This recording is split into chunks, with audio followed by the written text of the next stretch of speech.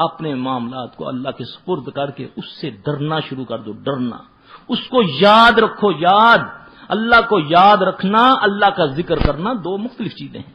اللہ کا یاد رکھا کرو کام کرتے ہوئے کہ میرا اللہ مجھے دیکھ رہا ہے.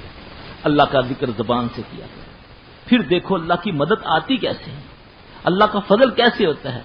اب اللہ نے جو قرآن میں گارنٹی دی ہے کہ جس نے توبہ کی، سورہ فرقان آیت نمبر 70 جا کر پڑھ لیں، جس نے توبہ کی پھر مجھ پر ایمان لایا، وہ چور ہے، ڈاکو ہے، 80 سالہ اس کی زندگی ہے، 100 سالہ زندگی ہے، پوری زندگی گناہوں سے بڑی، قاتل ہے، سود خور ہے، رشوت خور ہے، جو بھی کرتا ہے، جس نے توبہ کی، مجھ پر ایمان لایا، پھر عمل صالح کیے، میں اس کے گناہ معاف نہیں کروں گا، نیکیوں میں بدل دوں گا. قرآن کہتا ہے کوئی لمبی چوڑی ریاستیں نہیں، چلے قلوں کی ضرورت نہیں ہے. یہ تو صرف